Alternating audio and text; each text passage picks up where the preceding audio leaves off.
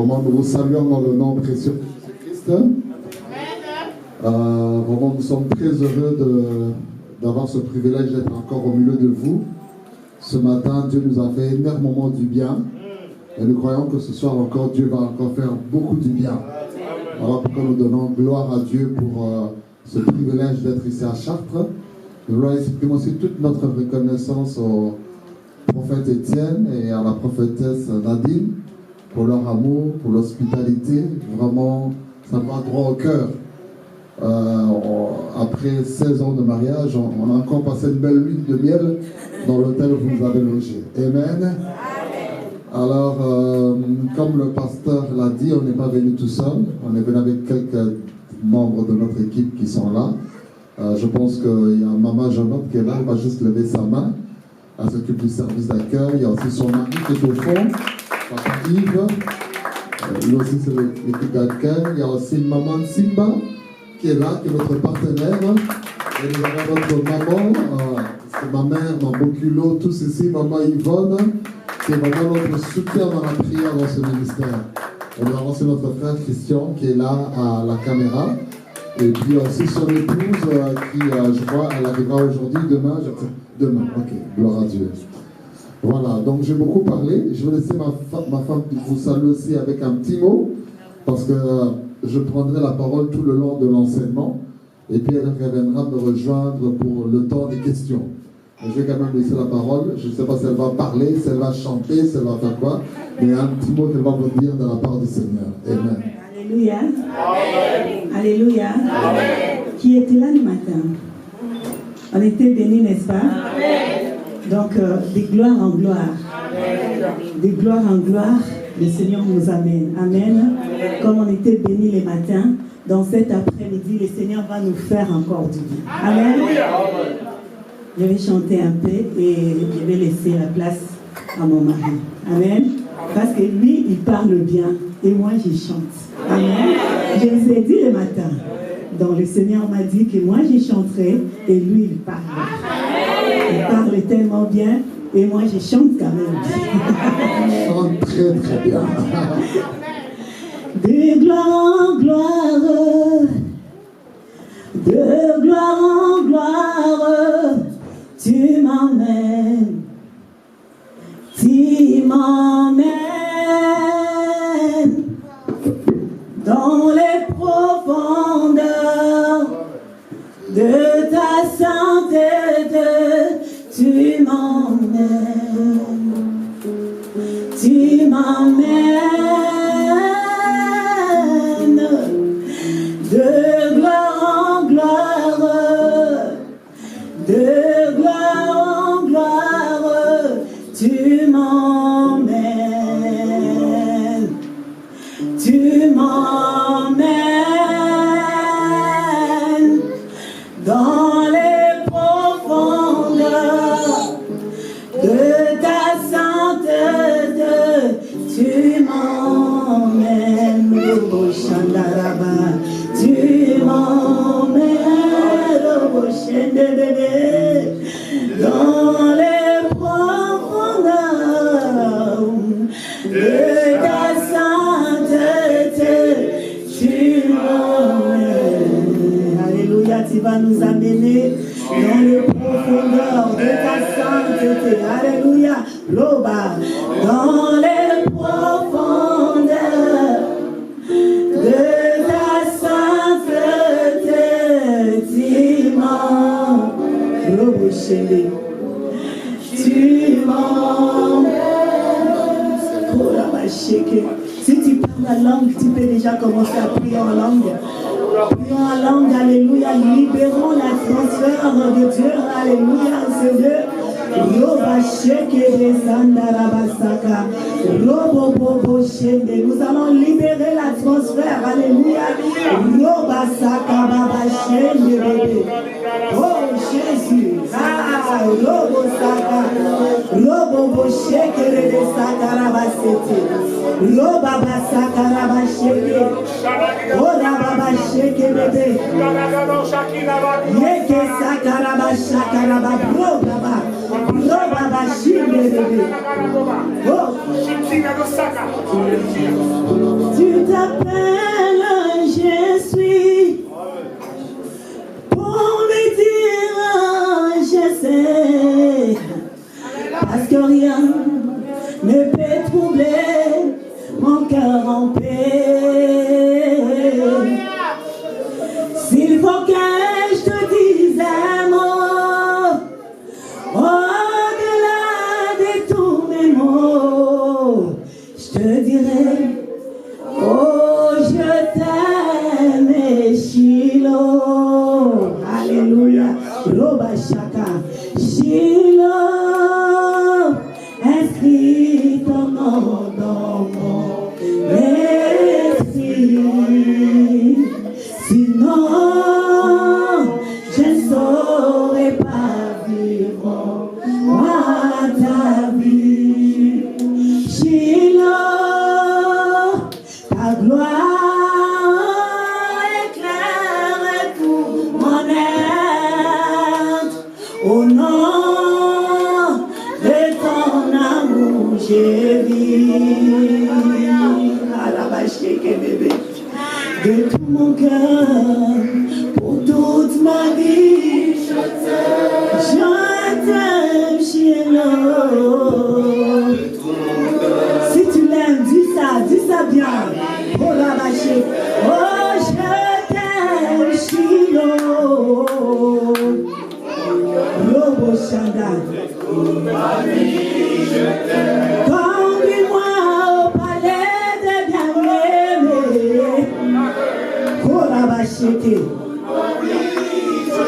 Oh, esprit, en nom de mon esprit,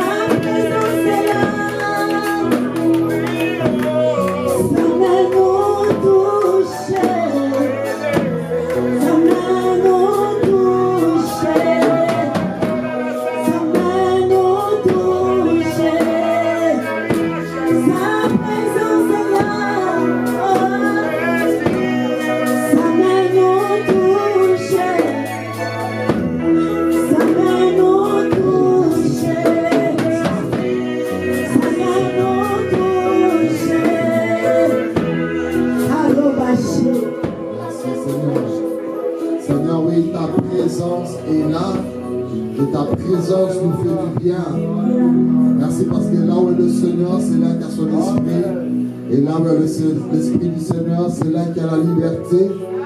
Merci Seigneur pour cet esprit de liberté qui est dans ce lieu. Amen. Voilà, donc aujourd'hui je suis assis. Le matin j'étais debout. Aujourd'hui le pasteur a voulu que je puisse être assis parce qu'on doit faire assez de choses dans votre vie. Il faut que tu sois stable dans ton foyer, il faut que tu sois stable dans ton mariage. Alors ces choses-là, comme Jésus avait dit, faites-les asseoir. Il y a certaines choses, on ne sait pas le dire debout, il faut qu'on s'assoie, on le dise calmement pour que vos vies soient bénies. Alors comme le prophète l'a dit, nous voulons parler sur les relations dans le mariage, les fiançailles et le célibat à la lumière des Saintes Écritures.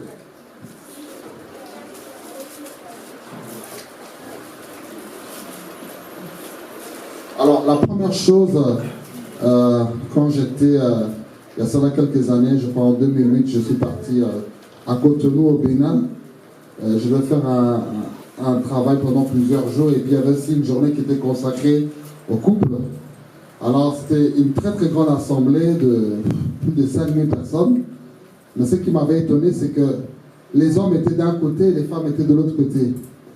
Et j'avais demandé, avant que si vous voulez que je puisse parler, la condition que je vous donne, c'est pas que je ne demande pas un cachet, moi. Mais la condition, c'est que les hommes et les femmes se mettent au même endroit, tous ceux qui sont mariés. Et ce n'était pas facile parce qu'il y avait d'autres personnes, il fallait vraiment que je les supplie pour qu'ils puissent se mettre avec leurs épouses à côté. Donc, je ne sais pas qui est dans la salle, si tu sais que ton mari n'est pas à côté de toi ou ta femme n'est pas à côté de toi, avant que je puisse parler, si tu peux vraiment faire que ton mari ou ta fiancée puisse être à côté de toi. Tout le monde est avec ceux qui sont mariés sont avec leur partenaire à côté d'eux. Qui n'a pas son partenaire ici? Alors, qui va partir là-bas? Qui part là-bas, qui rentre ici? Ou bien, maman, tu as quoi? Tu as des enfants avec toi ou bien? Et il n'y a personne pour garder là-bas au fond? Bon, ou bien papa va te rejoindre alors là-bas derrière. Il y a encore quelqu'un qui a laissé tout ce que... Ah! Bon, c'est pour ça que j'avais une mauvaise impression. Moi, quand j'étais assis, moi, je dis, ah, je vois des célibataires bouillons qui sont venus au culte. Ah, c'était des hommes mariés. Ah! Voilà, que chacun se mette un peu comme ça. Quand on parle comme ça, tu regardes ton mari dans les yeux. Tu vois, je t'avais dit ça déjà à la maison. Non, le pasteur l'a dit. À un moment, on parle de ça, tu écrases le pied de ta femme. Chérie, tu vois ce que je te disais là? Ok. Amen. Voilà, donc les mariés sont ensemble, assis sur la même chaise. D'accord. Si tu aussi si vous êtes des fiancés, mettez-vous aussi à côté de vos fiancés. Prophète Christ, tu es avec madame aujourd'hui? Ah, ok, gloire à Dieu. Donc tout le monde est avec son épouse. Amen. Voilà, la soeur Aurélie est là avec son mari. Amen. Gloire à Dieu. Amen.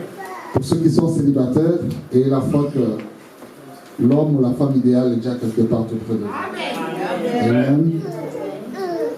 Ok, alors, avant de pouvoir entrer sur le grand, parler sur le mariage ou les fiançailles ou le célibat, je voudrais parler sur un avant-propos qui est le passage de l'enfance à l'adolescence. C'est très très important parce que vous remarquerez que lorsque un enfant était petit, il pouvait jouer comme tout le monde.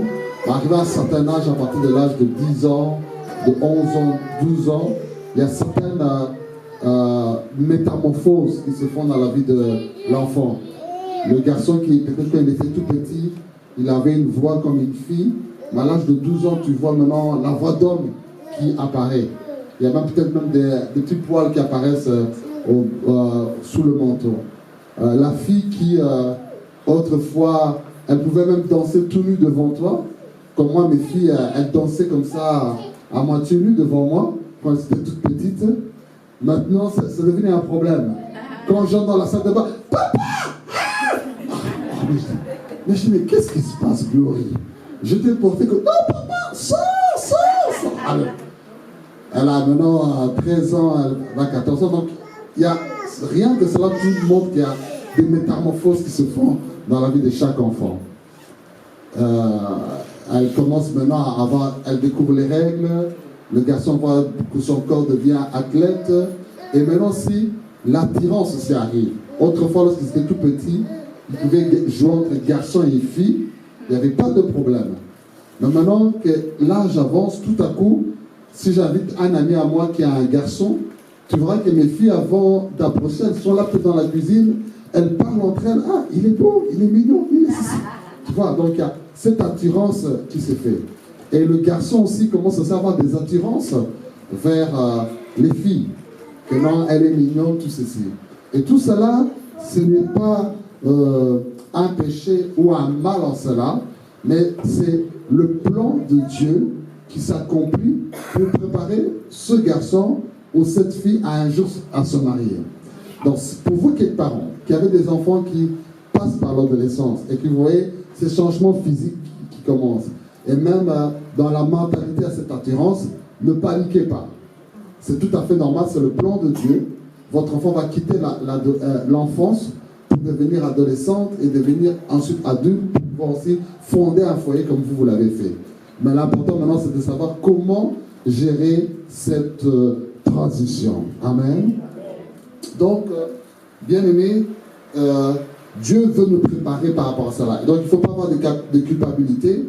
Ne te mets pas à chasser les démons dans la vie de ton fils ou de ta fille, ou commencer à l'amener dans des longues veillées de prière pour que le prophète chasse les 1000 démons qui sont en lui. C'est un aspect tout à fait naturel.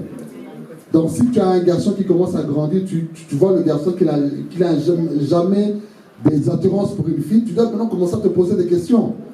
Parce que si tu ne te poses pas des questions, c'est maintenant la société qui va approcher ton fils. Et il va voir que non, tu n'as pas d'attirance envers une fille, parce qu'alors que tu as une autre orientation sexuelle, c'est que tu es peut-être gay, tu vois?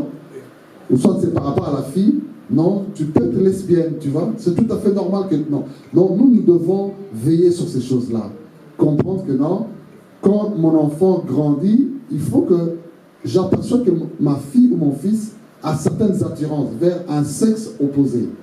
Là, quand tu vois ça, tu dis, ah, tu es rassuré maintenant, tu sais maintenant comment tu peux prier pour lui ou pour elle, comment tu peux l'approcher, l'aborder, commencer à lui dire, non, écoute, tu vas commencer à avoir peut-être des garçons qui te font la cour dans la rue, à l'école, dans une fête ou même à l'église. Maintenant, comment tu dois réagir par rapport à cela? Comment tu dois attendre le temps du pardon? Ou soit si tu vois que l'enfant n'a aucune réaction par rapport à cela, prie aussi le Seigneur pour savoir est-ce que ce n'est pas le diable qui veut déjà maintenant changer sa déviation et l'amener dans une autre orientation sexuelle. C'est très très important. Nous devons jouer ce rôle-là, parce que si nous ne jouons pas ce rôle, c'est l'État qui le fera. L'État, des fois, il le fait bien, mais des fois, aussi, il le fait le mal. Ce sera peut-être des films Netflix qui vont enseigner à nos enfants la relation conjugale. Ce sera peut-être les télé-réalités qui vont enseigner à nos enfants qu'est-ce qu'une vie conjugale. Ce sera peut-être les réseaux sociaux, Snapchat, Instagram, WhatsApp, qui vont enseigner à nos enfants la relation conjugale. Ce sera peut-être les stars des magazines People qui vont enseigner. Et si on laisse maintenant ces choses enseigner nos enfants, nous aurons des mariages détruits. Nous aurons des gens qui se marient, qui se divorcent, qui se marient, qui se divorcent. Des gens qui seront toujours malheureux dans leur foyer. Voilà, c'est ça qu'il est très important, vraiment cette étape-là, en tant que parent, de faire attention et de veiller. Alors je voudrais parler d'abord du célibat. Pourquoi je voudrais parler du célibat avant les fiançailles ou bien le mariage? Parce que je pense que quand Dieu a créé l'être humain, la première priorité que Dieu a trouvée dans l'ordre des priorités, c'est que d'abord l'homme soit célibataire. Il aurait pu faire déjà l'homme marié directement, mais dans son ordre de priorité, il a mis d'abord le célibat en priorité. Amen. Donc être célibataire n'est pas une malédiction. Être célibataire ne signifie pas que tu n'es pas à la page, mais c'est dans l'ordre des priorités de Dieu. Parce qu'on ne peut pas parler de mariage sans parler d'abord de ton état célibataire. Quand on parle qu'une personne est mariée, on sous-entend que cette personne a d'abord eu un statut de célibataire et ensuite il est entré dans le mariage. Donc, le célibat est quelque chose de très important. Voilà pourquoi dans l'Église, nous ne devons pas abandonner nos célibataires. Je me rappelle quand j'ai commencé, nous avons commencé avec ma femme ce ministère de Devant Américain, les gens nous faisaient beaucoup de remarques, mais pasteur, toi et ta femme, vous parlez seulement pour les mariés, mais vous nous abandonnez, nous les célibataires. Qu'est-ce qu'on devient dans cette affaire-là? Or, nous ne devons pas abandonner les célibataires parce que la qualité de ton mariage dépend aussi de la qualité de ton célibat. Amen. Parce qu'il y a beaucoup de personnes qui pensent que non, je serai heureux ou heureuse si j'entre dans le mariage. Si déjà en tant que célibataire, tu n'es pas une femme heureuse, tu ne seras pas aussi heureuse dans ton mariage. Si en tant que célibataire, tu n'es pas un homme heureux, tu ne seras pas aussi heureux dans ton mariage. Donc, avant d'être heureux dans le mariage, sois d'abord heureux en tant que célibataire. Pourquoi je dis cela? Parce que le mariage ne fait qu'exposer ton état de célibataire. Je vais dire une chose. Tu vois, quand tu es célibataire, tu ronfles. Quand tu ronfles, c'est comme des bruits de mitraillettes. Hein? Il y a certains, quand ils ronflent, c'est comme des bruits de mitraillettes. Mais personne ne sait. Même le prophète Étienne, Dieu lui montre même pas des visions ou des révélations que non, la sœur telle ou le frère X dans l'église, quand il ronfle chez lui, il est célibataire, ça fait des tremblements de terre, personne ne le sait. Mais quand est-ce quelqu'un va découvrir que ce frère, quand il ronfle, il fait des tremblements de terre? C'est lorsqu'il va se marier. Quand il se marie, là on constate, tiens, toi tu fais des tremblements de terre. Alléluia. Je m'assois, moi je ronfle aussi. Alors j'aime bien son adopteur, ma soeur à moi, elle ronfle sérieusement. Et personne ne savait quand elle ronfle, ce sont des tremblements de terre. Et elle a aimé son gars, copain, copine, fiancé. Le gars ne savait pas que la femme ronfle. Et maintenant, ils font la lune de miel, le mariage, papa. Très tôt le matin, le mari est déjà réveillé très tôt. Il est au balcon. Elle a dit, bon, comme mon gars, c'est un sportif, un athlète, il est matinal. Hein? Oh chérie, mais comment tu t'es réveillé très tôt? Mais chérie, tu ronfles. Mais alors, mais tu ronfles. Et puis lorsqu'ils viennent me voir, la première visite qu'il faut après le mariage, il dit, David, mais ta soeur, elle ronfle. Tu vois, voilà, oui, elle ronfle, mais tu ne savais pas, mais le mariage est venu exposer que tu ronfles. C'est comme je te vois, tu es bien habillé, comme je vois, on chante sapé comme jamais. Mais personne ne sait que quand tu enlèves tes chaussures, ça sent mauvais. Mais le jour où tu vas marier, ça va bien être exposé. Quelqu'un va découvrir que ces pieds-là, ça sent bien mauvais. Donc, il faut déjà bien tout arranger quand tu es encore célibataire. Hein? Doser ton ronflage là, faire des manicures aux pieds, parce que quand tu vas entrer dans le mariage, ce ne sont pas des sujets de scandale pour cela. Amen. Même aussi pour les sœurs, c'est dans le mariage que quand tu es encore célibataire, personne ne sait que tu ne sais pas cuisiner. Hein? Quand tu fais ton vite fait, tu pars à KFC, tu pars à tout ceci, personne ne le sait. Mais c'est le jour maintenant que tu entres dans le mariage, tu prépares un poulet, une omelette, mais alors grillé, hein? Pas là, au premier degré, mais je ne sais pas si c'est second, si c'est troisième, si c'est millième degré, mais l'omelette alors bien grillée. Et là, on sait que non, cette sœur-là ne s'est pas préparée. Quand tu étais encore célibataire, tu pouvais te permettre, oh, je mange les chips, je mange les vite fait. Mais quand tu es marié, c'est plus cette affaire-là de chips tous les jours. Hein? Le monsieur ne voudra pas tous les jours les chips. Le monsieur voudra qu'un jour, il ait aussi un bon plat. Il ne faudra pas qu'il dise que non, ma maman préparait bien. Et toi, tu me fais maintenant souffrir à cause de la cuisine. Donc, pendant que tu es encore célibataire, si tu ne sais pas cuisiner, apprends à cuisiner. On était dans une rencontre quelque part, et j'ai prêché, puis quand on est parti s'asseoir, une jeune fille est venue nous s'approcher de nous, elle nous exposait son problème, que non, voilà, mon compagnon m'a abandonné, il est parti prendre une autre fille, tu es tout là, je ne sais pas, tout ça. Moi je voulais faire un peu le pasteur, je lui dis, mais qu'est-ce qui se passe? Est-ce que tu n'as pas péché? Tu n'as pas fait ceci, cela? Non, tout ça. Je ne savais plus quoi, je lui ai dit, Saint-Esprit, qu'est-ce qui se passe? Ma femme lui a dit, je ne sais pas, ma femme lui a posé la question, est-ce que tu sais préparer? Elle a dit, non, je ne sais pas préparer. Et ton gars, est-ce que tu lui préparais souvent? Ah, il se plaignait souvent parce que je ne préparais pas. Et je pense qu'une des causes pour lesquelles il m'a quitté, c'est à cause de la cuisine. Alors on a compris qu'à part le fait de prier, il y a aussi d'autres choses qu'il faut apprendre. Donc pendant que tu es célibataire, tu ne sais pas préparer, apprends à préparer. Tu ne sais pas repasser, apprends à repasser. Tu es paresseux, apprends à être travailleur. Il y a tant de choses. Tu n'es pas bricoleur, apprends à être aussi bricoleur. Parce que quand tu entres dans le mariage va exposer tout ce qui est caché. Amen. Donc je n'attendrai pas le célibat pour être, le mariage pour être heureux, mais de le célibat, je veux entrer en étant un homme heureux. Amen. Parce qu'on n'entre pas dans le mariage pour être heureux, mais on entre dans le mariage pour rendre l'autre personne heureuse. Tu comprends? Quand je me marie, je ne dis pas ma femme, je te prends comme épouse, ou mon mari, je te prends comme mari, pas pour que tu me rendes heureux, mais pour que moi, je te rende heureux ou heureuse. Alors pour rendre quelqu'un heureux ou heureuse, tu dois avoir beaucoup de choses en toi.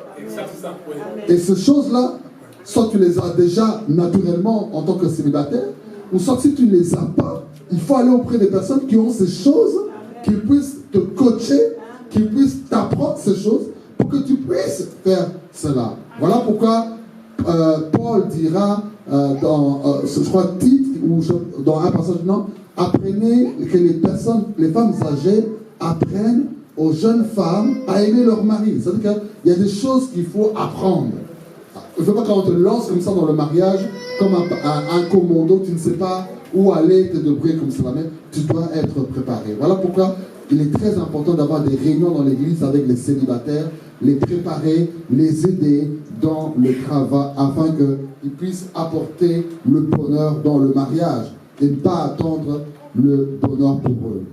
Et voilà pourquoi notre Dieu a vu cette priorité. Et vous verrez que Dieu a été très sage avant qu'il puisse donner à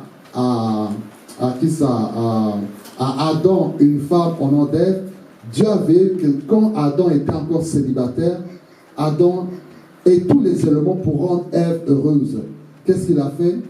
Il a donné d'abord à Adam sa présence dans le jardin d'Éden. Il a vérifié qu'Adam soit en communion avec lui. Il a donné à Adam sa parole. Il a dit que non, tu toucheras tous les arbres, mais cet arbre tu ne toucheras pas. Le jour où tu désobéis ma parole, c'est là que tu mourras. Donc Dieu a donné la parole à Adam. Il a dit à Adam, tu ne seras pas un paresseux. Il a dit, je te place dans le jardin d'Éden pour que tu veilles sur le jardin, tu travailles. Dieu a donné une responsabilité à Adam avant de lui donner une femme.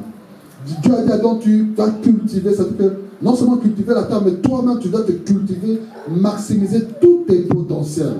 Et quand Dieu a vu que non, tout cela a été fait, il a dit, il est bon que Adam ne soit pas tout seul. Je peux lui donner une femme. Mais si toutes ces choses-là n'étaient pas réunies, ce n'était pas bon pour que Adam puisse se marier. Mais comme c'était choses réunies dedans, il n'est pas bon qu'il reste seul. Qu'il se marie, je veux trouver Ève. Est-ce que toi aujourd'hui, si on te regarde, est-ce que Dieu peut dire qu'il est beau, qu'il n'est pas bon que cette sœur reste encore tout seul?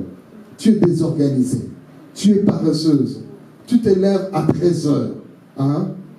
Tu tournes toujours autour du pot, tu ne sais pas cuisiner, tu ne sais pas repasser, tu ne sais pas avoir des innovations. Est-ce que Dieu peut dire dans son trône qu'il n'est pas bon que ce frère soit tout seul? Donc, il y a beaucoup de choses que tu dois remplir en toi afin que Dieu dise que non, il n'est pas bon que tu sois seul. Et quand Dieu a choisi Ève, il a dit que non, Ève sera une aide semblable pour Adam. Donc, ma soeur, si tu n'es pas prêt à être une aide pour quelqu'un, le mariage n'est pas encore pour toi. Vaut mieux encore rester célibataire. Le jour où tu sens que non, je peux être une aide pour quelqu'un dans tous les domaines, à ce moment-là, tu es aussi prête pour le mariage. Amen. Alors, nous voulons lire un texte dans la Bible, dans 1 Corinthiens, chapitre 7, le verset 1 à 2. Mon épouse va faire la lecture au nom de Jésus. 1 Corinthiens, chapitre 7, le verset 1 à 2.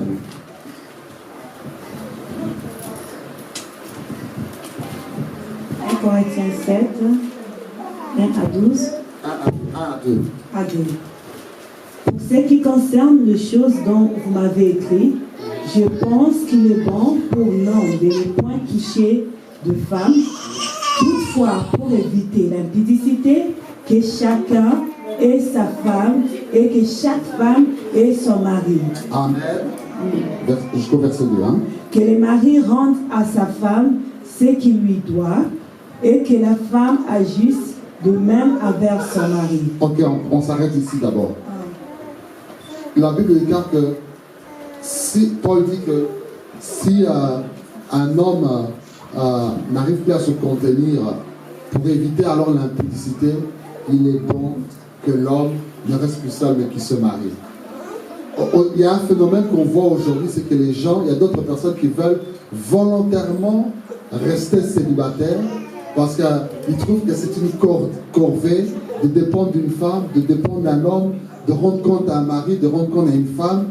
Ils veulent être une femme libre, ils veulent être un homme libre, être libre de sortir, de rentrer comme il veut, être libre de ne pas donner à rendre de compte à personne. Mais si tu ne veux pas rendre des comptes à personne, la Bible déclare que ce ne soit pas pour vivre dans l'impudicité. Si tu veux rester célibataire, gloire soit rendue à Dieu, mais alors ne vis pas dans l'impudicité. Parce que tu ne peux pas rester célibataire tout en ayant des relations sexuelles dans le célibat, tout en vivant dans l'impudicité. Alors, si c'est pour être célibataire et vivre dans l'impudicité, là non, vaut mieux alors se marier. Nous allons lire aussi un autre passage, toujours dans 1 Corinthiens chapitre 7, le verset 8 à 9. Et je lis au nom de Jésus. À ceux qui ne sont pas mariés et aux veuves, j'ai dit qu'il leur est bon de rester comme moi. Mais s'il manque de continence, qu'ils se marient, car il vaut mieux se marier que se brûler. À ceux qui sont mariés, j'ordonne non pas moi, mais le Seigneur, que la femme ne se sépare point de son mari. Si elle est séparée, qu'elle demeure sans se marier ou qu'elle se réconcilie avec son mari. Et que le mari ne répudie point sa femme. Amen. On peut s'arrêter là. Ici encore, Paul insiste que vaut mieux se marier que de brûler des désirs. Donc, j'insiste encore. La société veut nous donner un phénomène aujourd'hui où les femmes veulent être des femmes libres, c'est-à-dire qu'elle peut aimer quelqu'un, elle peut avoir des relations sexuelles, elle peut même avoir des enfants, mais elle refuse totalement le mariage. Elle dit non, le mariage c'est démodé, je ne veux pas du mariage. La Bible déclare ici, vaut mieux te marier que de brûler de désirs. Donc le célibat n'est pas le cadre idéal pour vivre dans des relations sexuelles, pour vivre dans l'impudicité. Le Dieu demande, qu'est-ce que le célibat est fait pourquoi? Nous allons voir dans Matthieu chapitre 19, le verset 10 à 12. Ses disciples lui dirent, si telle est la condition de l'homme à l'égard de la femme, il n'est pas avantageux de se marier. Il a répondu, tous ne comprennent pas cette parole, mais seulement ceux à qui cela est donné. Car il y a deux iniques qui le sont de le ventre de leur mère. Il y en a qui le sont devenus par les hommes, et il y en a qui se sont rendus tels eux-mêmes à cause du royaume de cieux, que celui qui peut comprendre, comprenne. Chérie, tu peux lire aussi le verset 32 à 34. 32 à 34. À 19?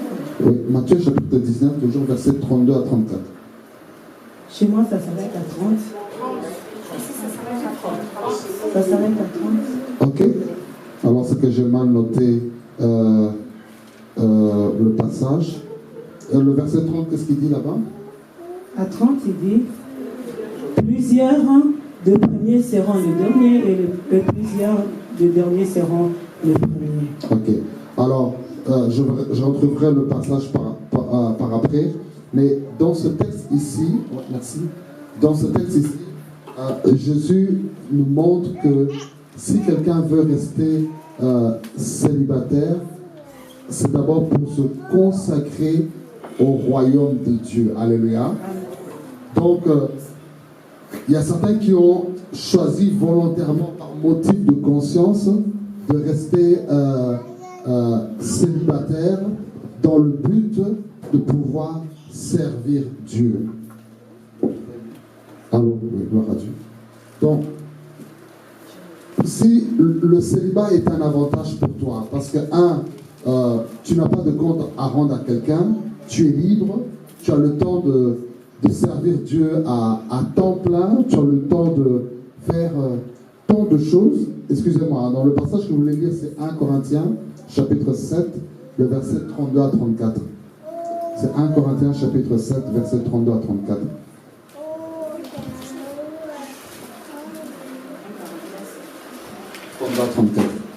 Oui, 1 Corinthiens 7, 32 à 34. La Bible nous dit, or je voudrais que vous fissiez sans inquiétude, celui qui n'est pas marié s'inquiète des choses du Seigneur, de moyens de plaire au Seigneur.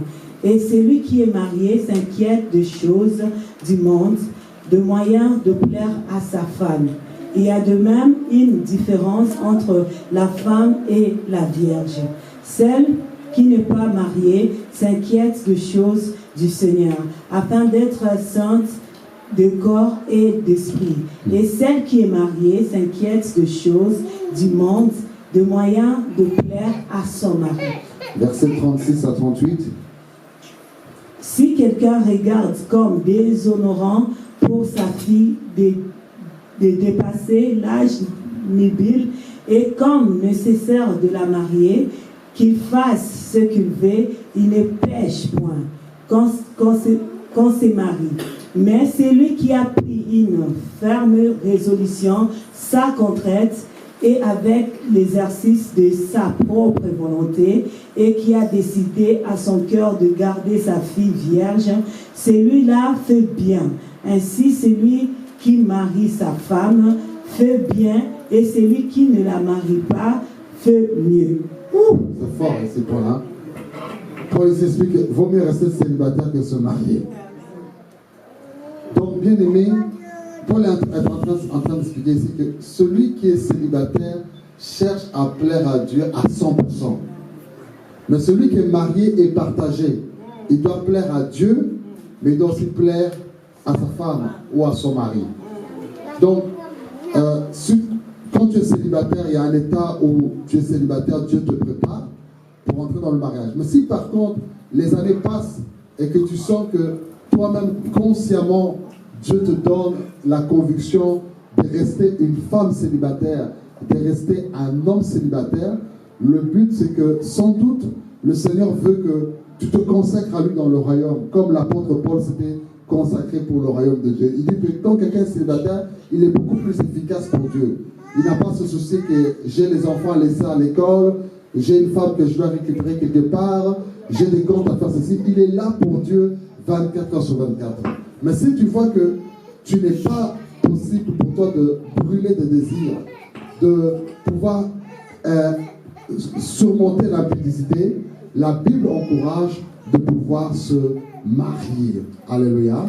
Alors je voudrais interpeller ceux qui sont mariés, parce que le grand danger, surtout nous qui sommes hommes de Dieu, je suis content parce qu'il y a beaucoup de serviteurs de Dieu dans la salle. Quand on était célibataire, prophète Christ, pasteur, le nom encore c'est qui? Frère Abraham, le prophète Marc, prophète Étienne, moi-même pasteur David.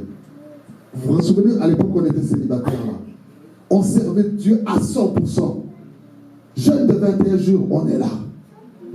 Jeune de 40 jours, on est là. Veillez, surveillez, on est là. Évangélisation dans les trams, on est là. Dans les métros, on est là. Service, on est là. Quelqu'un te téléphone, dis mon ami, j'ai besoin de toi pour une croisade au Congo. J'achète le billet. Même si ça va me coûter 1000 €, je pars, j'y vais. Même si je rentre mes poches vides, il n'y a pas de problème. Mais maintenant, on se marie. On a des enfants. Et on oublie qu'on n'est plus célibataire. On oublie qu'on n'est plus célibataire, on est des mariés, mais on veut toujours continuer à vivre comme des célibataires. Tu sors sans dire à ta femme. Dieu te donne une femme pour dormir au lit, toi tu dors seulement à l'église. Dieu te donne l'argent pour embellir ta femme, toi c'est ton argent seulement le ministère. Dieu te donne un servant pour faire un planning. Non, on doit partir en vacances ce week-end. Toi, ton planning, c'est bon. Croisade, conférence, puissance. Alléluia.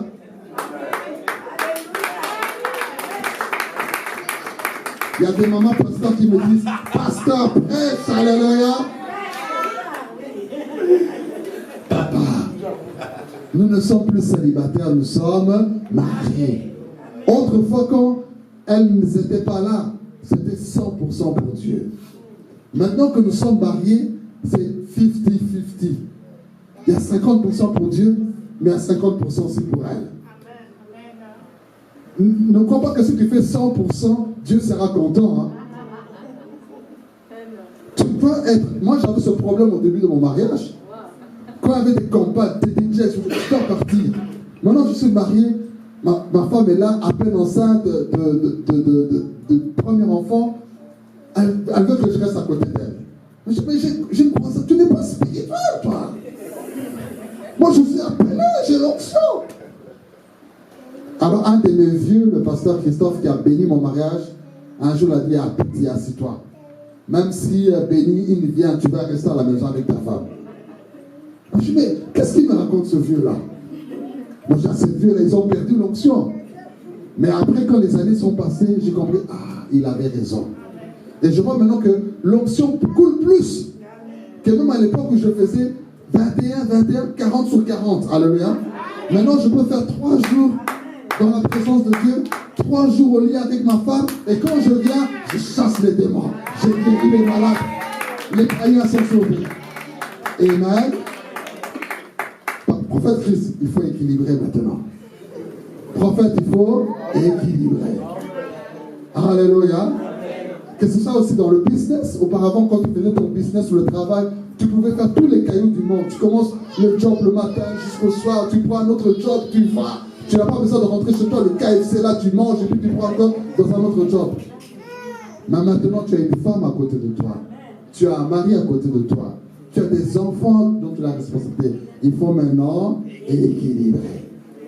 Regarde ton partenaire et dis, chérie, soyons équilibrés. Chérie, soyons équilibrés. Amen.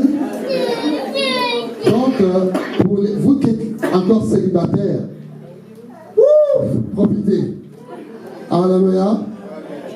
Les célibataires, vous êtes là, élevez un peu vos mains que je vous vois un peu. Vous êtes où? Les célibataires, profitez. Parce que quand vous allez entrer dans ce monde-là, vous allez maintenant départager. Voilà pourquoi Paul, 1 Corinthiens chapitre 7, le verset 28, on va beaucoup insister sur les célibataires et puis on va partir sur l'autre table. Si tu te maries, tu n'as point péché. 1 Corinthiens chapitre 7, verset 28. Oui, 7, 28. Oui. 1 Corinthiens chapitre 7, verset 28. Oui, 7, 28. Ouais, dis quoi? Si tu te maries, tu n'as point péché. Oui. Et si la Vierge s'est mariée, elle n'a point péché, mais ces personnes auront des tribulations dans la chair et je voudrais vous les épargner. Hey, répète cette dernière phrase. Et je voudrais vous les épargner. Ils auront quoi? Des tribulations. Et je voudrais les dans la chair. Tu te rends compte que tu m'invites au mariage. Et je dis aux mariés, réfléchissez encore. En mettant l'alliance là. C'est pas comme dans les films on a écrit just married. Mais la Bible déclare, quand vous entrez dans le mariage, on te voit seulement avec le monsieur et la femme.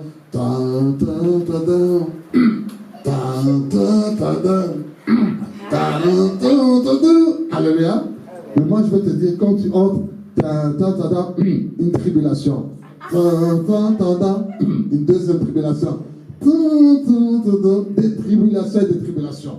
Et si tu n'es pas prêt à ces problèmes, à ces tribulations, vaut mieux ne pas te marier. Alléluia. Donc Paul dit, si vous entrez, le mariage c'est bon, mais il y a des tribulations. Et si tu n'es pas prêt encore pour les tribulations, reste encore célibataire. Alléluia. Donc il est préférable d'aller au ciel célibataire que d'aller en enfer tout en étant marié. Amen. Vaut mieux rester célibataire, tu crains Dieu, tu sers Dieu, tout ceci, mais tu vas au ciel, que d'être marié, tu fais mal à ton mari, tu fais mal à ta femme, et tu entres en enfer. Il y a des personnes, tant qu'il est célibataire, c'est mieux. On est sûr qu'il va entrer au ciel. Mais si le prophète Étienne te marie, dommage, on risque de te perdre dans la vie chrétienne et te retrouver dans l'enfer. Donc il y a certaines personnes qui, décidément, ils doivent rester célibataires. Alléluia. Mais il y a d'autres personnes qui doivent se marier. Et je crois que tu dois te marier. Amen. Donc, si tu n'es pas encore fatigué du célibat, ne te marie pas encore. C'est-à-dire que si tu es encore habitué, quand tu aimes rester jusqu'à 1h du matin, regarder les matchs de football, toutes les téléséries, et que personne ne te dérange, tu n'es pas encore fatigué de cette vie-là, alors ne te marie pas. Reste là toujours jusqu'à 2h du matin en train de regarder la télévision. Si tu aimes encore cette vie que je fais ma grâce matinée le matin jusqu'à midi, il n'y a pas un enfant qui crie, il n'y a pas un mari qui me dit prépare ceci. Si tu aimes cette vie-là et tu n'es pas encore fatigué de cette vie-là, reste encore marié. Célibataire, merci. Si tu es encore habitué que quand tu sors, il n'y a personne qui te téléphone, chérie, où tu es? Qu'est-ce que tu fais? Reste encore célibataire. Si tu aimes quand tu prends ton compte en banque, tu vois un vêtement, directement tu achètes. J'ai flashé sur cette paire de chaussures-là. Et même si ton crédit est en rouge et que tu ne dois pas te disputer avec un mari pour ce que tu as dépensé, reste encore célibataire. Alléluia. Le jour où tu es fatigué de cette vie-là et que tu veux maintenant partager ta vie avec quelqu'un, là, à ce moment, nous qui sommes mariés, nous te disons alors, bienvenue dans le club des mariés. Est-ce que nous pouvons acclamer le Seigneur? Amen. Alors, comme nous l'avons dit, Dieu a mis en nous des pulsions pour l'attirance vers un autre individu d'un sexe contraire à nous. Et maintenant, ce moment où on a besoin de faire un bon choix. Bien-aimé, la vie est faite de choix. Ce que je suis aujourd'hui est le résultat des choix que j'ai faits. J'ai fait le choix de m'habiller comme cela. Et si quelqu'un me dira, ah pasteur, tu es bien habillé, c'est à cause des choix que j'ai faits. Si j'avais fait le choix de m'habiller comme un fou, et que dans la rue, les gens se moquent de moi, ce n'est pas parce que quelqu'un m'a envoûté, mais c'est d'abord parce que moi-même, j'ai fait ce choix-là, en disant, je vais m'habiller comme un fou. Donc, il y a certaines conséquences qui nous arrivent, où nous sommes malheureux dans le foyer, dans le mariage. Ce n'est pas parce que Dieu t'a abandonné, ce n'est pas parce que le diable t'a envoûté, mais c'est parce que tu avais fait des mauvais choix hier. Et aujourd'hui, tu es en train de vivre les résultats des choix que tu as fait hier. Donc, si tu veux que demain soit meilleur pour toi, fais un bon choix aujourd'hui. Et voilà pourquoi, pour ton partenaire, il faut faire un très, très, très bon choix. Alléluia. Adam, quand il cherchait sa femme, il avait vu un animal qui marchait. Il a dit, ah, cet animal, il a comme 2 bras comme moi, 2 pieds comme moi. Il s'approche, c'est peut-être ma partenaire, mais il y a des griffes qui sortent. Ah non, c'est une panthère, c'est pas mon partenaire. Des fois, il voit un animal qui bouge là, poids lourd là. Il veut, non, cet animal risque de m'écraser. Ah, c'est l'éléphant, c'est pas mon partenaire. Là, il devait faire un choix sur son partenaire. Mais quand Dieu a maintenant placé Ève sur son chemin, il a dit, ouf, voici l'os de mes os, la chair de ma chair. Il est très important de faire un bon choix. Si tu ne fais pas un bon choix, tu risques d'entrer dans un mariage, tu nous mettras des photos sur Instagram, sur WhatsApp, sur Snapchat, avec le sourire, mais en réalité, tu souffres amèrement dans ce mariage. J'aime toujours raconter cette petite histoire. Quand j'étais beaucoup plus jeune, mon père m'achetait des paires de chaussures qui venaient de l'étranger, mais les paires de chaussures étaient petites à mes pieds. Je chaussais plus que la paire de chaussures. Mais comme la paire de chaussures était très jolie, je ne voulais pas donner ça à quelqu'un d'autre. Je devais mettre cette paire de chaussures-là. Moi qui chausse du 44, je suis parti mettre une paire de chaussures de 42. Vous imaginez, hein? J'ai mis la paire de chaussures, quand tu marches là, ça me serrait, hein, les pieds là. Alors maintenant, je devais partir à l'église. Pendant que le modérateur chante là, moi j'avais vite envie de prêcher et sortir là. Les gens ne savaient pas pourquoi, parce que les pieds me faisaient très très mal. Et quand je suis arrivé, tout le monde me voyait, hey, frère, tes chaussures sont jolies. Tes chaussures sont jolies, mais moi-même à l'intérieur, je sais que je souffrais. Et quand je suis arrivé à la maison, la seule chose que je voulais, c'était enlever mes chaussures, faire ah. Et c'est comme si les gens, vous vous êtes embarqués dans des choix. On vous voit à l'extérieur, madame et monsieur, sur les réseaux, vous souriez, mais à l'intérieur, vous souffrez sérieusement. Parce que vous avez fait des mauvais choix. Alléluia. Mais rien n'est trop tard. Même si tu avais fait des mauvais choix, je sais que le meilleur n'est pas derrière toi, mais le meilleur est devant toi. Ne pense plus aux événements passés. Dieu va faire des choses nouvelles dans ta vie. Amen. Donc, le choix de la personne que tu vas faire est très important, parce que c'est avec elle que tu vas marcher à tes côtés tout le restant de ta vie. Il ou elle va contribuer à transformer ton caractère pour te diriger vers la justice et le ciel, ou soit elle va transformer ton caractère pour t'amener vers le péché et vers l'enfer. Le choix que tu feras de l'homme ou de la femme que tu vas choisir peut t'aider à atteindre le but de Dieu. Alléluia. Avant que ma femme puisse m'aimer, il y avait plusieurs gars qui l'aimaient. Il y avait des fils à ceci, il y avait des pompiers, il y avait des ceci. Je me disais, si ma femme avait pris ce pompier-là, qu'est-ce qu'elle serait devenue? Une pompière? Alléluia. Amen. Mais Dieu merci. Merci beaucoup, maman Yvonne. Parce qu'elle aussi concernait sa fille. Elle a dit à ma fille, ne regarde pas ceci. Moi, je vois pour l'instant un bon choix, ce monsieur-là. Amen. Et aujourd'hui, avec le choix, voilà, on est assis ici, on voyage, on fait ça. Si elle avait fait le pompier ou je ne sais quoi là, elle ne serait pas là aujourd'hui. Amen. Il faut faire un bon choix. Ne sois pas pressé. Même si c'est un ange tombé du ciel, fais d'abord un bon choix. Donc, la personne que tu vas choisir va te permettre d'aimer Dieu, de le servir et de l'obéir. Ou soit cette personne va t'empêcher d'aimer Dieu et de le servir et de l'obéir. Voilà pourquoi tous ceux qui sont célibataires, vous qui êtes chrétiens, je vous encourage et je dirais même je vous oblige. Si vous devez marier quelqu'un, mariez quelqu'un qui connaît le Seigneur. Amen. Amen. Amen. Ne dis pas qu'il va sans doute changer dans le mariage. Déjà avant le mariage, tu ne l'as pas changé. C'est dans le mariage que tu vas le changer? Non.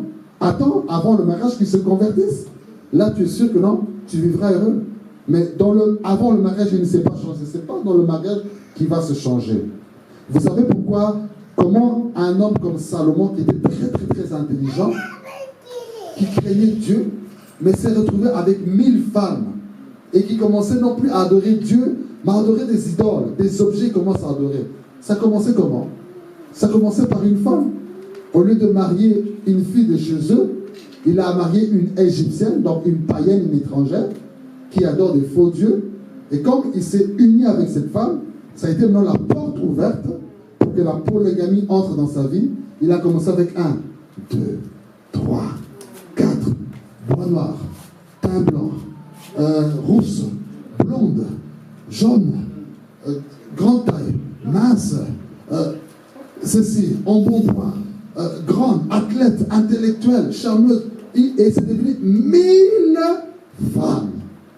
Et il a abandonné le Dieu créateur pour adorer des idoles parce que le premier contact qu'il a eu avec un mauvais choix, il a marié une égyptienne. Donc l'homme que tu choisis, si c'est un païen ou une femme païenne, peut t'éloigner loin de Dieu. Si peut-être tu ne connaissais pas encore le Seigneur et que tu t'es converti et maintenant lui il est resté païen, c'est autre chose. Mais si tu es encore chrétien, tu as encore le choix aujourd'hui de rompre avec cette relation s'il n'est pas chrétien. Amen. C'est très très important. Alors, quand vous vous mariez, bien aimé, quand vous vous aimez, je voudrais encore dire un point ici, c'est que on ne se marie pas par les prophéties. On ne se marie pas par les visions. On ne se marie pas par les parler en langue. C'est une affaire de cœur à cœur. Quand Dieu a présenté à Adam, quand Dieu a il a créé Ève, Dieu n'a pas dit à Adam, ça c'est Ève. Dieu n'a pas poussé Adam à aimer Ève, mais c'est Adam qui a pris son courage d'homme. Il a observé. Et puis il a parlé. Le premier poète, le premier romancier, le premier mélancolique. Je ne sais pas s'il avait fait un rime, si c'était une chanson, si c'était un poème, il a dit « Voici l'os de mes os, la chair de ma chair. » Il a parlé. Les hommes, il faut parler. Il y a des frères qui sont, comme une de nos sœurs, elle me disait, ah, pasteur, tu sais, ce frère-là, il m'avait aimé. Moi, je dis, mais pourquoi tu n'as pas accepté? Quand il m'aimait, il ne m'avait rien dit. Alors moi, comme il me disait rien, moi, je pensais seulement que c'était un bon frère, tu vois. Et maintenant, quand un autre frère m'a pris, il a dit, ah, la sœur aussi, hein, elle ne voyait pas, j'étais gentil avec elle, hein, je la prenais en voiture, hein, mais tu ne disais rien.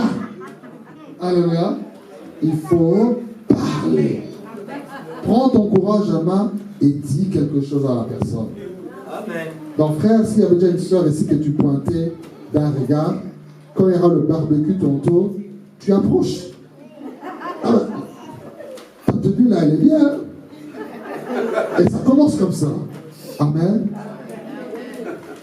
Et un jour, j'ai dû débattre un problème d'un couple qui était venu de très très loin. Ils sont venus chez nous. On a commencé le conseil conjugal depuis 18h jusqu'au lendemain à 9h du matin. Fatigué et je devais encore aller travailler. Et le problème a commencé comment? C'est qu'ils se sont aimés par des visions. Le pasteur du frère a une vision, le pasteur de la soeur a une vision, et ils ont dit, bon, on va unir notre vision, on vous marie au fils. Alléluia. C'est bien, ils se sont mariés, mais quand tu entres dans le mariage, vous n'allez pas vivre seulement l'amour des visions. J'ai une vision que tu es belle. J'ai une vision que... Non, non. Et maintenant, la division. Amen. Donc, il faut vous aimer, il faut vous parler. Et puis aussi, la soeur, comme on a dit ce matin, tu dois apprendre à être coquette. Il y a des fois, vous passez à côté du mariage parce que tu n'es pas resplendissante. Le frère veut t'approcher, mais tu t'embellis pas, tu n'es pas... Hein? Il faut t'embellir.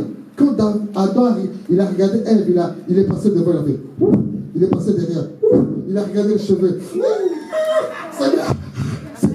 Alléluia. Il faut aussi que quand l'homme te regarde, il regarde de tous les sens, il dit... Même s'il voit les Miss qui passent, parce qu'actuellement chez vous en France, la météo, ce sont toujours les Miss qui passent là. Même si c'est une Miss qui fait la météo, il dit, non, celle qui est à la maison, elle est bien. Même s'il y a la Miss qui est là, mais celle qui est à la maison est bien. Tout ça, tu dois t'embellir. Et tu verras que l'homme aussi va te remarquer. Ne sois pas aussi agressif. Tu pries. Non, au nom de Jésus. Non. Écoute d'abord le frère, ce qu'il est venu te dire. Pourquoi tu le repousses directement? Soyez souple. Si aujourd'hui le frère veut t'approcher, laisse-le s'approcher. Écoute d'abord ce qu'il veut te dire. Et ensuite, tu vas juger si ce qu'il te dit est bon ou mauvais. Alors, bien aimé, quand tu as fait le bon choix, il faut maintenant passer à l'officialisation de cette chose-là. Et là, je voudrais attaquer le point sur les fiançailles. Les fiançailles, c'est un temps qui sépare la promesse du mariage jusqu'au mariage lui-même. Donc, c'est un temps où les gens prennent le temps de se connaître, de se familiariser, de connaître les points faibles, les points forts de chaque individu pour être sûr si on peut aller ensemble. Donc, quand tu me dis que tu es fiancé, moi je sous-entends que tu as donné la promesse à quelqu'un de marier, ou bien tu attends la promesse que cette personne puisse te marier. Donc, le fiançailles n'égale pas au copinage, ni à la cohabitation. Parce que dans le copinage ou dans la cohabitation, c'est juste le désir d'être ensemble dans les bons moments. Et quand les mauvais moments arrivent, tout le monde prend son chemin, prend sa valise et s'en va. Mais nous voulons, les fiancés, ce sont des gens qui se sont engagés pour ne pas s'arrêter au chemin, mais pour finir par le mariage. Et donc, pendant les fiançailles, c'était un temps où vous devez prendre le temps de vous investir, à prier ensemble, à jeûner ensemble, à vous faire accompagner par des personnes qui peuvent vous aider à bien entrer dans le mariage. Pourquoi nous refusons le copinage? Parce que dans le copinage, il y a le danger du flirt. Après le flirt, ce sont les enlacements. Après les enlacements, tu peux te retrouver enceinte. Et quand tu te retrouves enceinte, le gars peut t'abandonner parce qu'il ne s'était pas préparé à être parent, à vivre avec toi. Lui, il s'était seulement préparé à vivre des bons moments avec toi. On va dans une boîte, on part au restaurant, on regarde les Bleus au Stade de France, et puis ça s'arrête là. Mais pas pour fonder un foyer. Et maintenant, si du coup, l'enfant arrive, tout est abandonné du coup. Donc, bien aimé, ce que Dieu désire pour vous, c'est que si vous vous aimez, c'est que vous allez dans des fiançailles qui vont vous préparer à bâtir un mariage heureux. Et les fiançailles, c'est aussi une période de planification. Il faut calculer déjà les dépenses. Pas seulement les dépenses de la fête que vous allez faire le jour de la fête, mais vous préparez pour toute la vie du mariage. Parce qu'il y a beaucoup de gens, quand ils sont fiancés, eux, leur fiançailles, c'est seulement comment je vais m'habiller, quel est le nombre de gens qui viendront, quelle est la salle que je veux louer. Mais ils ne se préparent pas pour toute la vie du mariage. Et les fiançailles, c'est pour vous préparer pour toute la vie du mariage. Et quand tu veux te marier, tu ne te maries pas seulement avec les dons des autres. Il y a certaines personnes, lui-même, il n'est pas préparé matériellement, financièrement. Il attend seulement les faire part. Le pasteur va contribuer, la soeur va contribuer, le frère va contribuer. Oui, on va contribuer, tu vas te marier. Mais quand tu entres dans le mariage, tu vas encore appeler le frère, donne-moi ta contribution pour la couche du bébé ou le pampers, donne-moi ta contribution pour payer le loyer de la maison. Non, alléluia. Donc, le mariage est fait pour des personnes qui sont responsables, des gens qui sont déjà préparés financièrement, matériellement et spirituellement à s'engager dans le mariage. Et n'entrez pas dans le mariage avec des crédits. Je vois des gens qui, durant les fiançailles, ils aiment prendre des crédits énormes. Je sais qu'il y a le phénomène de 4 lunes de miel. Tout le monde veut que son mariage soit le mariage de l'année. Mais n'entrez pas dans le mariage avec trop de crédits. Si Dieu vous bénit, que vous ayez beaucoup de moyens, faites une grande fête. Mais si les moyens ne sont pas là, faites une petite fête. Quand vous serez dans le mariage, vous aurez l'occasion de faire encore beaucoup de fêtes. À l'occasion de tout et à l'occasion de rien, vous fêtez seulement. Alléluia. Mais ne soyez pas que vous faites des crédits. Je connais des couples aujourd'hui qui ne sont plus mariés, ils ont divorcé parce que dès le départ, ils ont commencé avec les crédits. Quand ils sont entrés mariés, au lieu de vivre heureux, eux ils se battent maintenant à rembourser tous les crédits qu'ils ont fait pour leur mariage. Et à la fin, le mariage s'est dissous. Amen. Donc, même si madame exige ceci, mais il faut voir les moyens. Ok? Et aller avec la force que Dieu vous donne. Amen. Et aussi, si vous voyez que vous n'êtes pas fait l'un pour l'autre, n'ayez pas peur de rompre vos fiançailles. Parce qu'il y a d'autres personnes qui disent, oh, on est déjà parti trop loin de le fiançailles, j'ai pitié de lui, il va mourir si je lui dis non. Elle m'avait déjà dit que non, sans moi, je suis foutu, quand tu n'es pas là, je ne dors pas, je fais des cauchemars, tout ceci. Maintenant, si je lui dis que les fiançailles sont finies, ça va être aussi fini avec moi. Non. Si tu vois que ça ne va pas, vaut mieux rompre durant les fiançailles que entrer dans le mariage et chercher à divorcer. Amen. Quand tu rompes les fiançailles, tu ne fais pas un péché. Même Joseph, le père de Jésus, a voulu rompre avec la mère de Jésus, Marie, lorsqu'elle a appris qu'elle était enceinte. Mais après, c'est Dieu qui a dit, on ne rompt pas, car l'enfant qu'elle a vient du Saint-Esprit. Mais il était prêt à rompre amicalement. Quand tu rompes aussi, il faut aussi rompre aussi amicalement. Tout tu rompes en devenant des ennemis. Toutes les photos cachettes que tu avais, quand vous rompez maintenant, tu balances tout ça sur Facebook. Alléluia. Il faut rompre amicalement. Amen. Et nous ne voulons pas aussi des fiançailles éternelles. On t'a connu fiancé en 1997.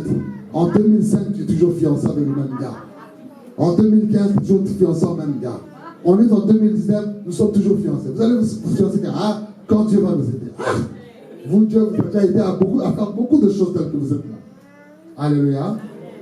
Mariez-vous. Comment des fiançailles éternelles. Vous vivez déjà comme des mariés, mais tout en étant fiancés. Amen. Que Dieu aide quelqu'un aujourd'hui. Amen.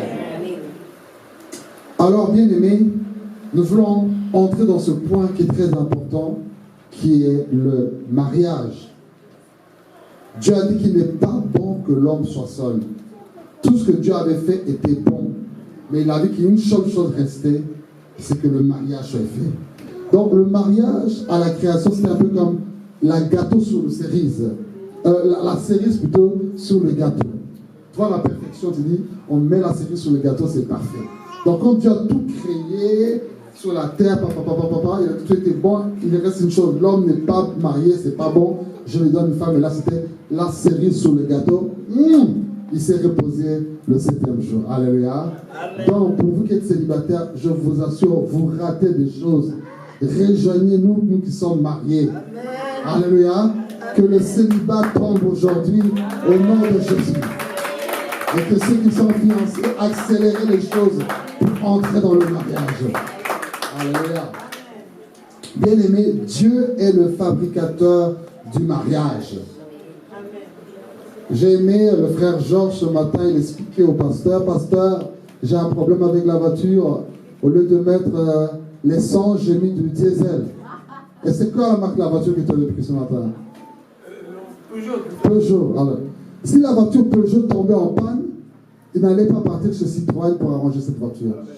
Il allait partir chez Peugeot, parce que Peugeot a les pièces de rechange pour arranger la Peugeot. Et quand on allait arranger la Peugeot allait redevenir tout neuf. Tu ne pourras même pas t'imaginer que la Peugeot était tombée en panne. Parce que le magasin Peugeot, le garage Peugeot, a les pièces de rechange pour remettre la voiture Peugeot tout neuf. Le mariage n'est pas un phénomène de société française. Le mariage n'est pas un phénomène de la culture africaine. Mais le mariage est une fabrication de Dieu. Ce n'est pas l'homme qui a pensé au mariage, mais c'est Dieu qui a pensé au mariage. Il a dit qu'il n'est pas bon que l'homme soit seul. Cela signifie que si ton mariage ne marche pas, que tu es là, ne cours pas derrière un avocat pour demander le divorce. Ne cours pas auprès des gendarmes, des CRS pour mettre 500 mètres à ton mari. Mais cours auprès de Dieu. Dieu est le fabricateur de mariage. Il a les bonnes pièces pour remettre ton mariage en ordre. Alléluia. Et le mariage, c'est le plus vieux patrimoine de l'humanité. Il y a cela quelques mois, j'ai vu comment la France a pitié. Hein? Notre-Dame, là, était tombée en feu ici récemment, à Paris. À la cathédrale Notre-Dame. Hein? J'ai vu comment les millions vous avez dépensé pour ce patrimoine français. Beaucoup de respect pour vous. Mais Notre-Dame n'est pas le plus vieux patrimoine de l'humanité. Ni la Tour Eiffel, ni l'Atomium chez nous en Belgique, ni à Rome, ni à New York, ni la Statue de la Liberté. Mais le plus vieux patrimoine de l'humanité, c'est le mariage. La première institution que Dieu a établie sur terre, c'est le mariage. Quand Adam a quitté la présence de Dieu dans le jardin d'Éden, la seule chose qu'il a rapportée du jardin d'Éden, c'était le mariage. Quand il regardait son mariage, il pensait à l'époque où il était au jardin d'Éden. Quand il regardait son mariage, il pensait à l'époque où Dieu le visitait dans le jardin d'Éden. Et c'est la chose que nous devons protéger. Si on a pu dépenser des millions pour la cathédrale ici à Paris, à combien plus forte raison nous devons dépenser des millions de sacrifices pour protéger notre mariage. C'est une chose que nous devons protéger à tout prix, c'est le mariage. Alléluia. Et le mariage, c'est l'union d'un homme et d'une femme. Ce n'est pas l'union d'un homme et un homme. Malgré que la société veut nous dire que les choses évoluent, bien aimé, vous dites que les choses évoluent, mais pourquoi les chats n'évoluent pas? Pourquoi les chats n'évoluent pas? Je vois toujours un chat mâle qui est avec un autre chat femelle. Je vois toujours un cheval qui est avec un autre animal femelle. Je vois toujours un chien mâle qui est avec une chienne femelle. Alléluia. Pourquoi eux n'évoluent pas? Mais nous, les hommes, nous disons qu'il faut évoluer. Changer la nature, homme et femme pour âme. Alléluia. Je ne viens pas avec un message pour condamner les homosexuels, mais je condamne la pratique de l'homosexualité. Parce que Dieu haït l'homosexualité. Mais si tu as cette tendance-là, Dieu t'aime. Dieu peut changer cette orientation et te donner une bonne orientation. Si tu souffres de cela en toi, ne te sois pas condamné. Dieu t'aime. Tu peux t'approcher de lui. Il va t'aider. Tu peux t'approcher auprès des hommes de Dieu. Nous allons prier pour toi. Et Dieu peut te faire sortir de cette situation. Alléluia. Le mariage est fait d'un homme et un homme. Pas de mariage pour tous. Un homme et une femme. Pas de mariage pour tous. Pas de la polygamie, c'est un homme avec plusieurs femmes ou une femme avec plusieurs hommes. C'est pas aussi tu es marié mais tu as une maîtresse. Tu es marié mais tu as un amant. Non.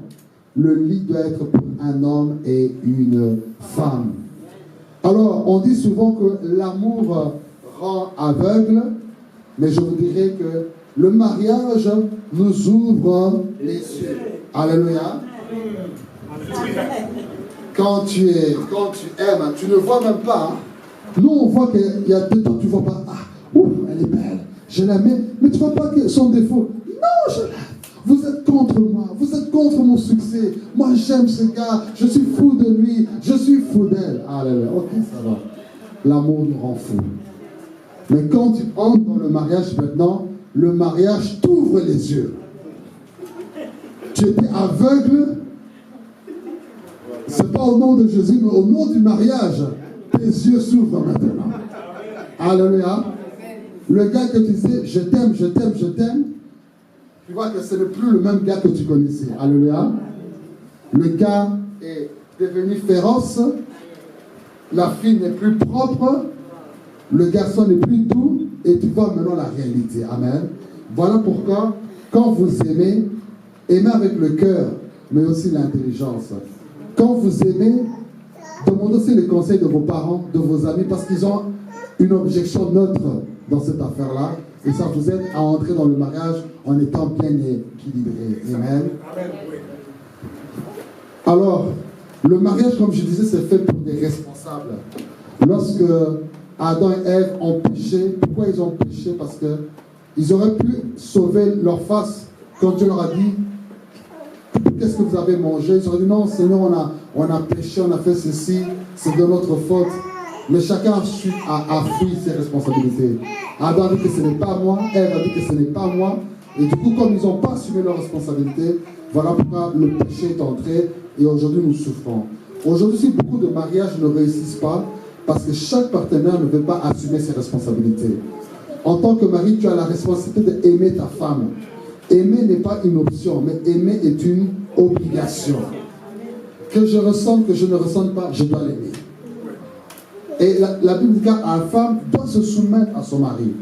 Je veux l'amour de mon mari, je dois me soumettre à lui. Je veux la soumission de ma femme, je dois l'aimer. Souvent, nous les hommes, on a la facilité d'aimer les sœurs de l'église, mais pas aimer notre propre épouse. Tu as la facilité d'aimer ta voisine, mais tu n'arrives pas à aimer ta femme. Tu as la facilité d'aimer ta collègue du travail, mais ta propre femme, tu n'arrives pas à aimer. Tu dois apprendre à aimer ta femme. La femme n'a pas besoin d'aimer parce que Dieu a déjà mis cette femme, la femme, la nature de pouvoir aimer directement. Et les femmes aussi, vous avez la facilité de vous soumettre au pasteur de l'église, mais pas vous soumettre à votre mari. Quand le pasteur dit, viens faire ceci, oui pasteur, je suis là, je le fais.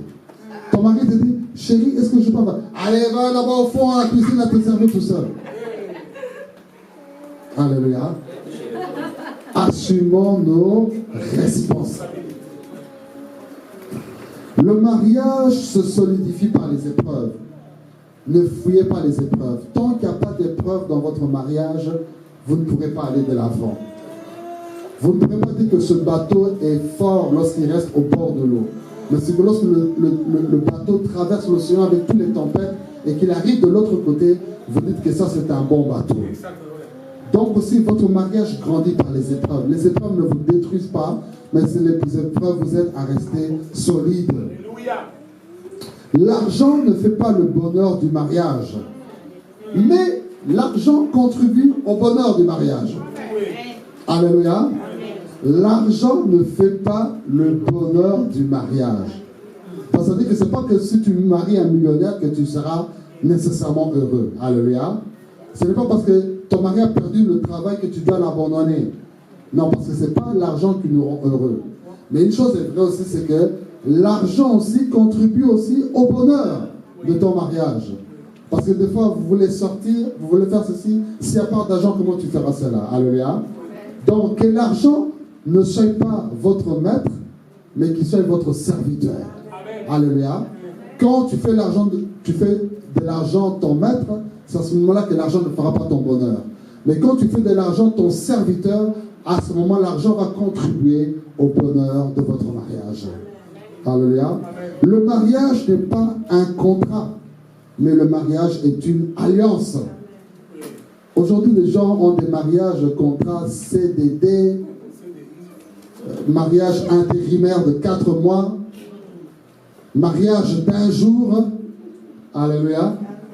Comme les contrats, hein, contrat d'1 jour, contrat d'1 semaine, contrat d'intérim de 5 mois, contrat à durée déterminée, contrat à condition de renouvellement, si. Et c'est ça le genre de mariage que vous entrez aujourd'hui. Le mariage n'est pas un contrat, le mariage est une alliance. C'est-à-dire que nous n'allons pas rompre ce lien pour rien du tout. Nous allons rester solides ensemble en disant qu'ils vécurent longtemps ensemble et heureux. Amen. Je vais rapidement, parce que je vais laisser le temps pour les questions. Votre fréquentation améliore ou détruit aussi votre mariage. Nous connaissons des couples qui étaient heureux, mais la fréquentation qu'ils ont eue a détruit leur mariage. Vous pouvez aimer tout le monde, mais vous n'êtes pas appelé de faire de tout le monde vos amis. Il faut apprendre à sélectionner les amis de votre couple. Certains amis peuvent aider votre couple à vous aimer plus, et d'autres amis peuvent aussi vous pousser à vous détester. Si tu fréquentes un mauvais couple, tu dis, il ne faut jamais montrer tes dents à un homme, hein? Il ne faut jamais montrer ton sourire à ta femme, il ne faut pas faire ceci, ça va détruire ton mariage. Prends des bons amis de couple qui vont te pousser à aimer ton mari, qui vont t'aimer te pousser à aimer ton épouse. La sexualité est une bonne chose dans le mariage et pas en dehors du mariage. Parce que quand tu fais la sexualité en dehors du mariage, c'est la porte ouverte aux démons dans ta vie. Il y a certains démons qui vont entrer dans ta vie à cause de la porte de la sexualité. La Bible déclare que si un homme s'unit avec une femme prostituée, lui et la femme deviendront une seule chair. L'esprit de la prostitution va entrer dans cet homme. Il y a certaines personnes qui ont beaucoup de démons en eux. Ces démons sont entrés non pas à cause de l'occultisme, mais à cause d'une relation sexuelle qui a tout détruit en eux. Donc la sexualité est une bonne chose, mais dans le mariage. Et vous êtes mariés, ne vous privez pas de la sexualité. Quand tu étais célibataire, tu te privais de la sexualité. Maintenant tu es marié, pourquoi tu te prives encore de cela? Alléluia. Le mariage et les enfants. On ne se marie pas pour les enfants. On se marie d'abord pour faire une seule chair. Ce n'est pas parce que vous avez eu beaucoup d'enfants que vous avez réussi votre mariage. Vous réussissez votre mariage parce que toi et ton mari, vous êtes une seule chair. Que vous ayez des enfants ou pas, l'important c'est que vous puissiez être heureux d'abord vous deux ensemble. Donc la stérilité n'est pas une occasion pour toi d'abandonner ton partenaire ou d'aller voir ailleurs. Amen. Et quand vous avez des enfants, l'amour de l'enfant ne doit pas détourner l'amour de ton mari. Une fois, ma femme est entrée dans la salle, elle a dit « Bonjour bébé ». Tout le monde voulait regarder Dave. « Ah bébé, ta maman t'appelle ». Puis elle dit « Non, c'est pas lui que j'appelle, c'est mon mari ». Tout le monde dit « Oh, le gros bébé là, c'est lui là ». Elle a dit « Oui, mon premier amour, c'est pas l'enfant, mais c'est mon mari ». Amen. Quand l'enfant n'était pas là, tu avais beaucoup d'attention à ton mari. Dès que tu te maries, toute ta concentration est partie sur les enfants, tu oublies ton mari. Nous connaissons aujourd'hui des gens qui sont restés dans le mariage seulement à cause des enfants. Tous les enfants maintenant se sont mariés, d'autres ont voyagé. Maintenant, ils ne voient plus l'utilité de vivre ensemble. Ils restaient ensemble à cause des enfants. Leur conversation passait toujours par le canal des enfants. Et Philomène, dis à ta maman là. Philomène, maman, papa dit ça. Dis à ton papa là. Appelle ton papa pour venir. Papa, maman dit que tu viens manger. Tout le canal. Maintenant, quand Philomène n'est plus là, qui va maintenant faire l'intermédiaire entre papa? Papa et maman se regardent comme des inconnus. Papa dit, j'étais là seulement à cause des enfants avec toi. Et tout le monde se sépare. Alléluia. Donc on ne se marie pas pour les enfants. Faites des sacrifices, mais pas des sacrifices qui vont détruire votre couple à cause des enfants. Amen. Alors, le dernier point que je voudrais aussi dire, c'est qu'il faut combattre le mariage, il faut combattre la routine à tout prix dans le mariage. Ce qui détruit beaucoup de couples, c'est que la routine, au début nous avions eu le coup de foudre, maintenant il y a la vie avec les responsabilités, les activités, et maintenant la routine vient, c'est toujours la même chose. Il faut entretenir le mariage. Vous savez, pour se faire du bien, ça ne demande pas beaucoup d'argent, mais avec le peu que vous avez, vous pouvez vous rendre heureux dans la vie. Choisissez que non, un week-end, on ne va pas dormir chez nous à la maison, mais on va dormir ailleurs. Alléluia. Et ça va changer votre couple lorsque vous rentrez chez vous à la maison. Un jour, nous n'allons pas manger à la maison, mais on mange même dehors, même si on ne va pas au restaurant, on pique-nique dans la nature. Ça va changer votre couple. Un jour, on va sortir faire du sport ensemble. Ça change les choses. On va partir regarder ce match-là de Paris Saint-Germain ensemble. et ça donne de la vie à votre couple pour aller de l'avant. Amen. Je vais m'arrêter ici. On va laisser le temps pour les questions.